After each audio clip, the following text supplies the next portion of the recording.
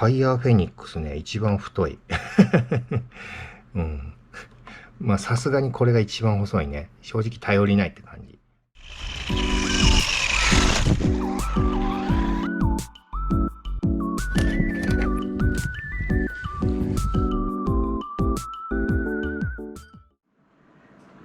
はい、今回はここにブラシレスアンプちょっといくつか用意してみました。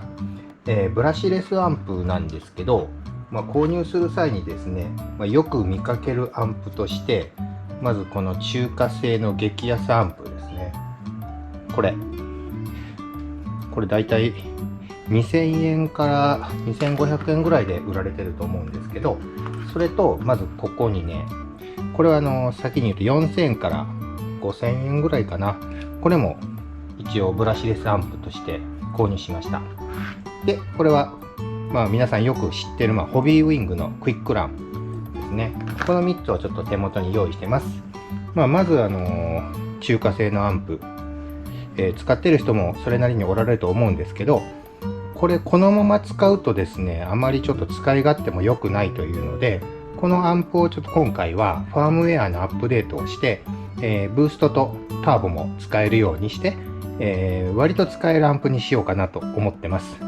これちょっと僕が知らないだけなのかもしれないんですけど、ファイヤーフェニックスのこれも XE ランかな 120A と同等品ということなので、これもちょっと用意してます。でこれ OEM なのかな、ちょっとよくわかんないんですけど、これに関しては結構しっかりしてますで、あとこの2つは XE ランの同等品ということで、触れ込みというかですね、そういう記載もあるんですけど、こっちのホビーウィングのクイックラン、もう XE ラン自体、製造が終了してるので、その製造終了の後に出たのがこのクイックランですね。なんで後継機と言ってもいいのかな。性能自体もほぼほぼ同じなので、これは製品としては一番これを使うのがベストかなとは正直ちょっと思います。でこれがただね、この2つのアンプに比べるとやっぱりちょっと高いんですよね。7、8000円ぐらいするんで、ラジコンが複数台あると、こればっかり積むとちょっと結構お金がかかっちゃいます。なので、この3つのうちのこの2個、ちょっと使えるようなアンプにしていこうかなと思います。でこの2つのうちのまず1つですね。これね、実はよく似たものに、これはここにブラシレスモーターのセンサーをつけれるタイプになってるんですけど、もう一個よく似たものにこういうのがあるんです。 MH120 で、同じ箇所を見るとね、こんな感じ。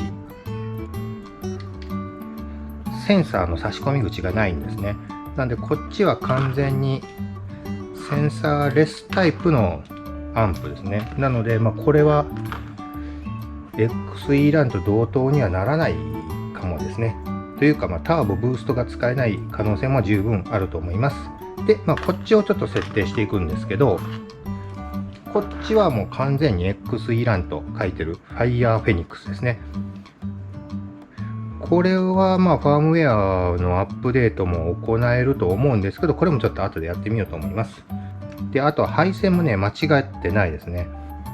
よくご存知の方はすぐこれ見ておかしいなと気づくんですけど、配線が A がオレンジで B が黄色 C が青となってるんです。A が本来は青で黄色オレンジになってるんで、これ配線間違うとちょっと具合の悪いことが起こるかもですね。壊れやすくなるかな。アップデートの際に必要なものがですね、プログラムボックス。これホビーウィングのプログラムボックスなんですけど、これ上が旧製品かな。で下がこれが一番新しい製品です。多分どちらでもできると思うんですけど、今回は手に入りやすいこちらの下の新製品の方、新しい方を使ってファームウェアをアップデートしてみます。で、接続なんですけど、まず用意するのにバッテリーですね。でプログラムボックスに今回タイプ C のね配線をつなげて、でこの先がパソコンに行きます。その後はESC とプログラムボックスをつなげて、バッテリーもつなげます。で、この ESC の電源をオンにする前に、まずパソコンの方で、ホビーウィングの USB リンクを立ち上げます。でその USB リンクを立ち上げた状態でパソコンにこの USB の先をつなげて、最後にオンですね。するとパソコンの方にこのプログラムボックスがつながるので、そこでこの ESC のファームウェアのアップデートも行うことができます。じゃあちょっとパソコンの方の画面に切り替えてみます。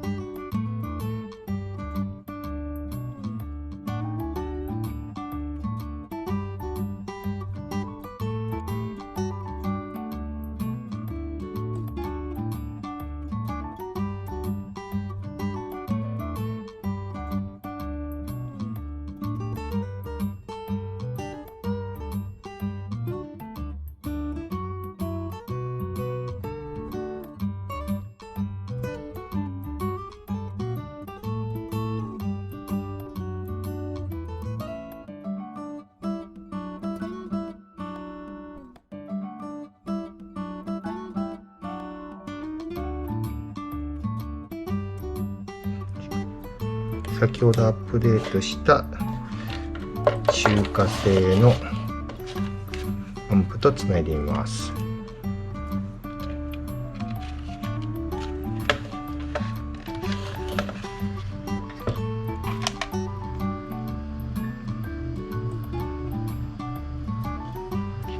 1、2、3、4、5、6、7、8、次かな、9、10、11、12、あれ 14？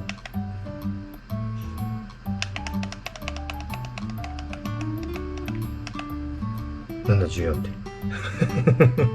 なんだ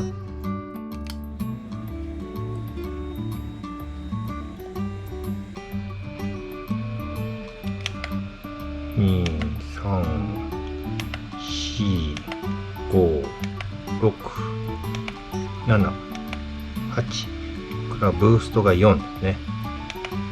9、10、11、12、12項目。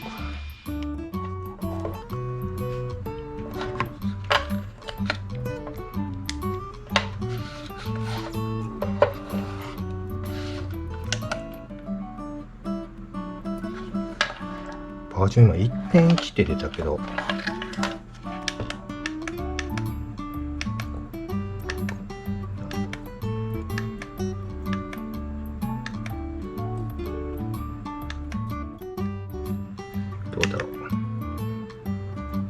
3.0 になりましたね。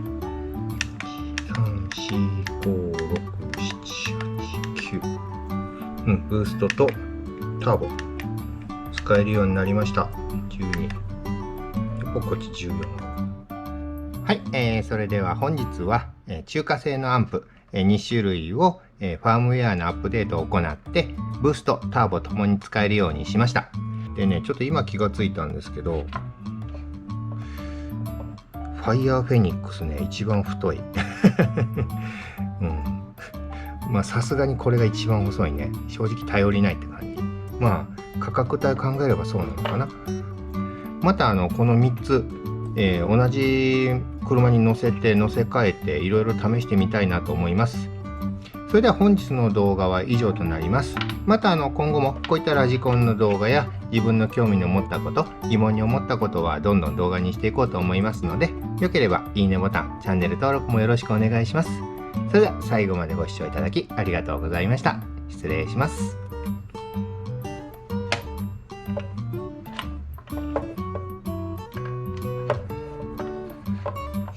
キャパシタが2個だね。